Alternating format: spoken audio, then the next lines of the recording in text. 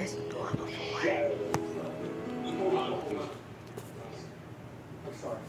Look, I'm okay with guilt right now. Full disclosure. Some of the elements of my story weren't exactly true. Incessant crime, 100% wrong. Constant bullying, absolutely wrong. I've never punched anyone in my life. It's always bad. What did you do? Yeah, what did you do? Nothing wrong. In fact, sixth grade was so rough, I changed my name.